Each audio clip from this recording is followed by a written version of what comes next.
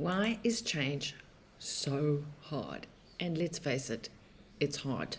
Hi everyone, it's been a while, 2.5 years to be exact, that I haven't been on LinkedIn. And I'm trialing a new deep dive series into this very topic about why change is so hard. And in this very first post, I'm going to share with you my personal story, which will explain why I've been away for 2.5 years and what I learned about fear of failure, conviction, learning what was important to me, what my identity was, what I'm prepared to stand up for, what I'm prepared to fight for, and how important that is in fueling change and moving from stuckness through that murky middle, that fear, that ickiness, out the other side to clarity, competence, and only then a renewed confidence. So I might from time to time look at my notes, and that's not because I don't know my stuff, it's just because I don't want to leave anything out. And if I had to learn everything off by heart, I probably never would do this, and then I'd never be able to share what I've learned with you.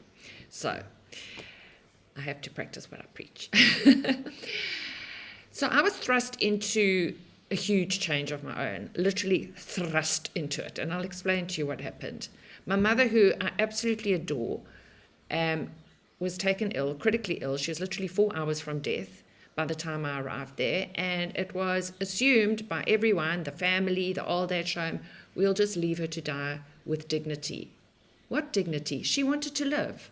I hauled her out of there, I put her in a hospital, and I gave up everything. I was at the time working with huge big financial companies like Old Mutual, Discovery, helping their people through change and growth, and I left everything behind. So for me, it wasn't even really a choice, it was a conviction. So I was moving away from the fear of leaving my mother to die when she didn't want to die. I gave everything up. I moved to KZN. I moved to 13 or maybe 16 different Airbnbs in 3 months. I took my dog. I sat in that hospital for 10 hours a day, and I willed her back to life. By September, I found myself on a plane with my mother, an oxygen machine, a dog,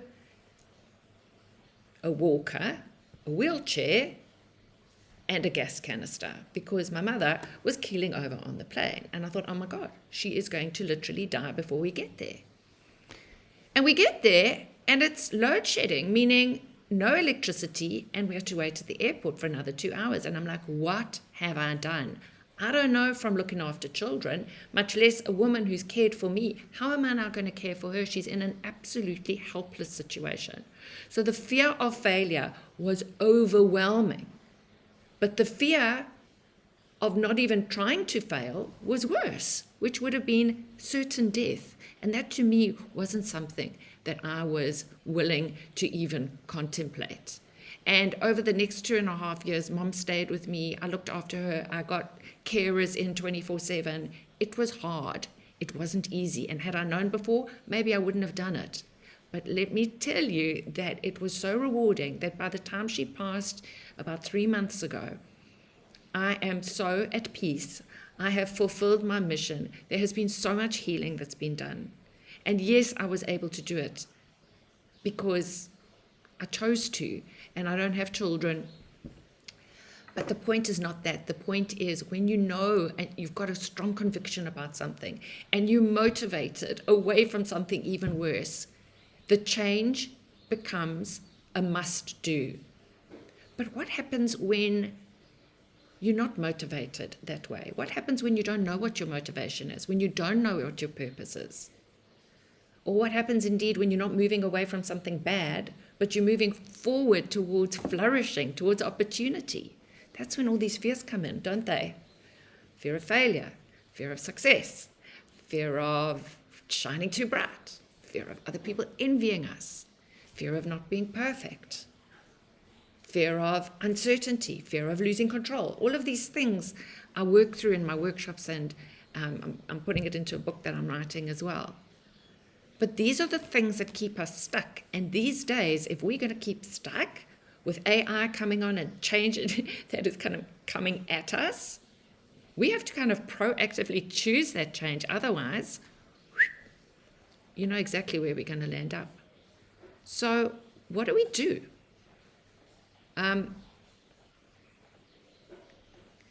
So I'm just checking my notes here. So most people, when they make a change, they're moving away from something worse, as opposed to moving towards something better. So how do you change? Change is not the enemy. Fear is the enemy. How do we get across and over that bridge of all those fears that I've just gone through? Number one, we need emotional mastery. How do we get that? Number two, we need somebody to help us to get clear on our purpose, help us build our brand identity, help us work out what's really important to us when push comes to shove. Help us envision and structure a new path and build that competence step by step, because we can't have confidence without competence, and we can't have competence without structure. And it's very hard to put that structure together for yourself. I know. I've had to put it together for myself. I've had to put it together for other people. So certainty and competence in navigating the unknown is what's going to bring you that confidence. So I'm going to invite you to ask yourself this question. What change are you facing right now that you're afraid to dive into?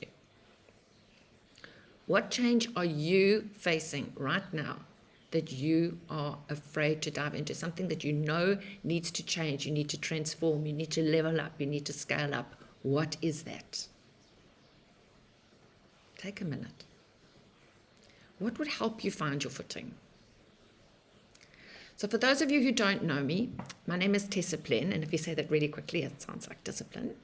But it's not discipline as in punishment. It's discipline as in I give you the disciplines, the structures, the practices that guide you through that murky, scary middle change into renewed clarity, confidence, and strength.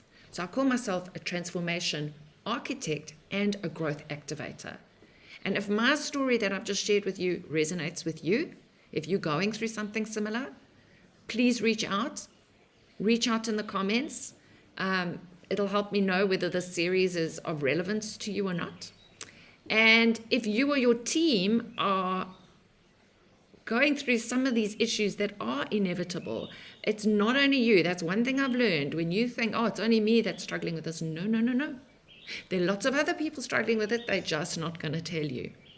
So if it's something that it's important for you to fix, and it's really important, then please email me. Tessa@totalpotential.co.za. Tessa@totalpotential.co.za.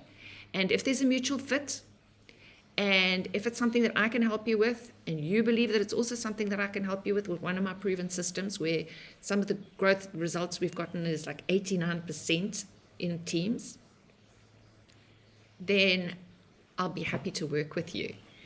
So I look forward to hearing from you one way or the other, and have a divine day.